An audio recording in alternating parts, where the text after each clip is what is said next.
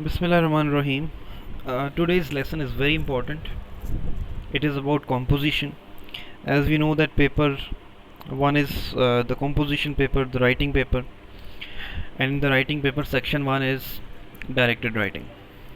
In directed writing, whether we are doing the letters, whether we are doing the reports, whether we are doing the speech writing, whether we are doing the article writing, whether we are doing the account writing, in all these, or we are writing brochures on leaflets, in all these writings, uh, there are two styles that we adopt. One is the formal style, the other is the informal style. The informal style we only adopt in letters, whereas in reports, in accounts, articles, in speeches mostly, and in brochures, in leaflets, we adopt the formal writing style. And this writing style, what is this writing style? This is the appropriate register. This is what knowing your audience is. क्योंकि आप कैसे adopt करेंगे? How will you adopt a writing style looking at your audience? For example, I told you that the informal style of writing only comes when we are writing letters to our friends, parents, co-workers and classmates. These are the only informal styles of writings that we do in directed writing. The rest of the styles are like formal letters that we write to our boss or the principal or editors, or business letters, or the reports or the articles, and the speeches, and all these rest are the formal styles of writing. So adopting the right style of writing is actually knowing your audience and using the appropriate register which carries weightage in your marking scheme, which is a part of your marking scheme. No matter how accurate you are grammatically, no matter how accurate you are in spellings, no matter how good your content is, but if you do not know your audience, if you do not know what are the formal writing techniques and what are the informal writing techniques, you will not be able to secure good marks in that directed writing. And you know the total marks for directed writing are 30, half the total paper's marks, which are 60.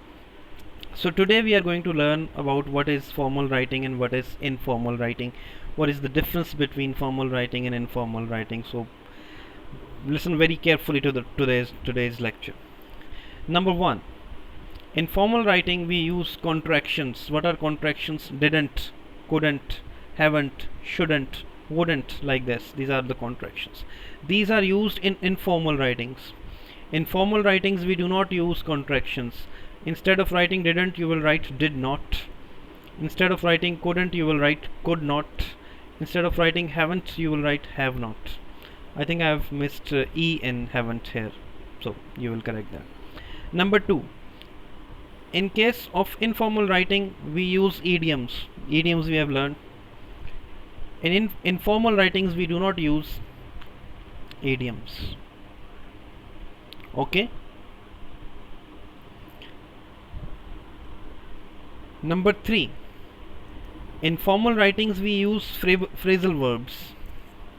These are the phrasal verbs like make up, pass away, make after. These are the phrasal verbs. Instead of writing make up, which is a phrasal verb, in formal writing we will write compensate. We will not write that he asked me to make up his loss. When we are writing informal letters, I can write that he asked me to make up his loss. After the accident or after I hit his car, the driver asked me to make up his loss. I will not write it informal. I will say that when I hit his car, the driver asked me to compensate his loss, or to compensate for his loss. So you will not use phrasal verbs. Phrasal verbs are the verbs that come with the prepositions make up, pass away, and they form different meanings. Like make up means compensate, pass away means die. In informal writing you will write pass away, but in formal writings you will write die. You will write make after. In formal writings you will write chase. So you will not use phrasal verbs in formal writings. Imperatives. What are imperatives? Imperatives are the sentences that start with the verb, like bring me a glass of water. This is an imperative sentence because it is starting with the verb bring. In informal writing you can use imperatives like bring me a glass of water, but in informal writing you will not use imperatives. You will say, can you please fetch me a glass of water? Reach in time. This is informal imperative sentence, but in formal writing you will say you should try to reach in time. You will not use imperative. I'm repeating that imperative sentences are those that start with the verb. Then there are certain expressions that are allowed in informal writing, like really, very, totally, I'm really happy to see you, I'm really very excited, I totally agree to it, on the top of it all, a lot. Instead of using these words, expressions, you will say strongly. I strongly recommend that you buy this product. Instead of writing on the top of it all, you will write moreover or furthermore or much or more. These are the formal expressions, these are the informal expressions. So these are the some of the differences that you must keep in mind when you're writing informal and formal writings. And I've told you that informals are only the letters in directed writing that you have. So you will make a note of these in your copies. After this I have some assignments for you. I will give you this document in the PDF format as well, the whole notes and this letter. There is a letter I want you to write. Every year the old students in our school invite adults to come and talk about why they are successful in their careers. You decide to write a letter to a well-known personality to persuade him or her to come and speak to the students. Now this is going to be a formal letter, so you must take into account, you must consider all the things that I have told you regarding the formal writing and informal writing. And this you will do. You know the word limit, 200 to 300 words. Do not exceed the word limit. And remember that the letters start with the salutation, but the reports do not start with the salutation. So you will start with the appropriate salutation and you will end it on a closing. And in every case, you are at the end of the letter, you are told that start your letter with dear and his name of that student, and remember to provide a suitable ending at the end. Yours sincerely or faithfully yours or truly yours. I think sincerely will be more appropriate. So dear sir, this is the model of this I have given you. This is an example of the letter that this letter. You will go through this example, and after going through this example, as you can see, yours faithfully, they are ending it here. And after reading this example, you will write the letter yourself. Do not try to copy the same. Okay?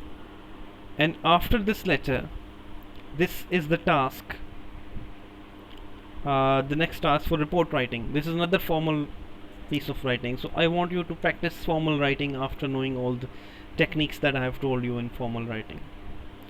Then your school is very popular, the number of students is increasing. This means that it is more difficult to buy snacks at break time.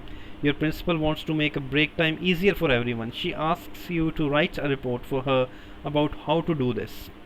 And these are the points you need to cover, some of the difficulties that you and other students have at break time, suggestions about how the school can make break time easier, how the students and the school will benefit. So covering the 3 points that are given to you in every part of directed writing is very important. There are total 30 marks for directed writing. 15 marks are for the language, where you will take care of your style of writing, like formal, informal, spellings, grammar, using the appropriate register, using knowing your audience, sentence structure and everything. 15 marks for the language, the linguistic tools. So all these comprise the language part. So that will carry 15 marks. Rest of the 15 marks are for covering these 3 points that are given to you in every case of directed writing.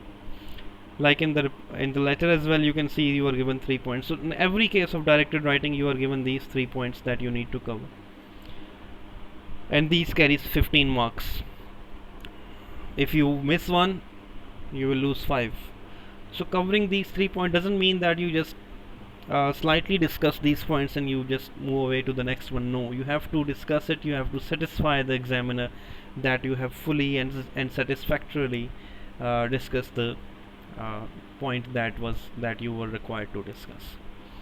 So covering the points is very important, and take care of the format. That remember that when you write this report, you will not write here. You are told that start your report with to the principal. Remember to give your name and date. Reports do not have salutations. I've told you maybe in the class as well. And reports do not, since the reports do not have the salutations, so the reports do not have the complimentary clause either. So you must take care of that too. And this is the report to the principal, and then you will write the subject line. Subject line is optional. If you want to write it, you can. If you want to skip it, you can. And then 290 words really fall within the limits, and then your name and signatures and date as you were asked to do. So your task is first to make the notes of the formal and informal writing, and there are 2 directed writings that I have given you, and start doing it. And if you have any questions, you can ask. That's it for now. Thank you.